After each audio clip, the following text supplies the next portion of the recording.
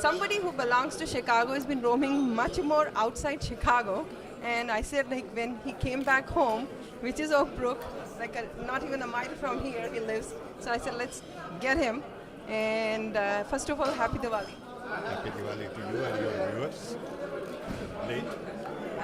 Diwali, the diaspora celebrates for more than a month and a half, I think, because yeah, it's still going on. We'll be having parties even in December. Let's hear from you what's going on. You were in New Jersey, there is so much development right now, and we are here for the Gopio, and you'll be talking about the business. Well, I'm here partly because lots of Gopio people are friends, old friends, like Dharam Purwani and others. And I live, like you said, about a mile away from here. So this is being at home. Okay, so I'm delighted to be here. I'm told Gopio Chicago chapter is 3 years old, so I wish them all the best. I'm delighted that they have gotten together here in Oak Brook. And I look forward to meeting everybody and just learn what everybody's trying to do. We just got over with the elections here in November the 8th. Let's hear from you. I think there is, first of all, everybody is surprised. But I do see a trend all over the world where everyone is going inward. Everyone wants to protect their interests as opposed to looking at broader interest. On one hand, there is a huge change going on in the world because of connectivity. For the first time in the human history, 8 billion people are all connected. For the first time in the history of India, we are a nation of a connected billion. So connectivity is supposed to open up systems. But I think people's hearts and minds are closing up. They all want to protect their territory. They all want to protect their personal interests. I think it's a temporary phenomenon. I think over a period of time, we need to be more open, more global, more welcoming, more inclusive. Maybe next 10 years, the world will go through this transition, saying what is in it for me, before we begin to say what it is for everybody. See, connectivity should allow us to see this world very differently. For the first time, we should look at this world more as a holistic, interconnected. Well, everyone is connected to everybody else. In that world, you can't say close things, only my interest, my job, my prosperity. I think we are going through this phenomena right now. And it is true everywhere. It was true in India, Hindu vote to some extent. It is true here. It is probably going to be true in France. So world over, everybody is afraid to let go. Is this some kind of insecurity? Absolutely, absolutely.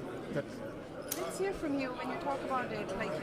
We are just seeing a change in India. The currency thing, like a 500 rupees and 1,000. The move of Prime Minister Modi. What's your call on that? I don't know enough about the implication of it. But what do you see? What I see is that if you really want to address corruption, look at a bigger picture and not worry about little Haryana and little fellow. Fine, of course there may be some corruption, but there is a lot of money outside. Let's address that, because there is huge amount of money people say I don't know about it. I read bits and pieces. I'm not knowledgeable about corruption. I'm not party to that group of activities. But people say there is a lot of money taken out. So let's focus on that as opposed to changing notes and doing all these other things. Fine, I don't know whether it was good or bad. I have no idea. On a concluding note, as when we talk about connectivity in today's time, world is a small global village. That's what we were talking before.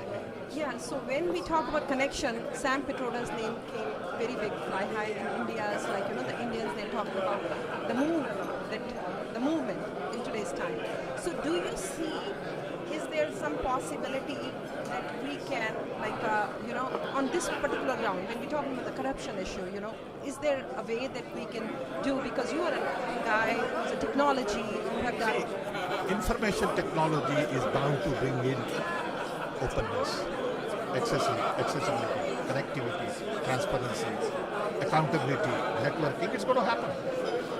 So technology is going to allow you to transfer money electronically. And then all this cash will go away over a period of time. So that change is coming and people are responding to all of this. Okay? So I think connectivity is threatening many people in many different ways. Connectivity is threatening judiciary because now court cases are going to be open. Okay? Connectivity is going to, change financial system. Education. Connectivity is threatening colleges and universities because I don't want to go to 4-year college. I may just go to internet and study what I want to study. So it's threatening everybody. And I think I see this as a reaction to the threat of new culture. I'm writing a book right now on what I call redesign the world. The world was last designed after World War II by US. World Bank, NATO, IMF, WIPO, WTO, UN, GDP, GNP, per capita income. All of that is obsolete with connectivity. Everything has to change and we are not willing to change. You need new standards. You need new economics. GDP don't mean anything anymore. Okay. But nobody is prepared to accept it. That's why this is happening.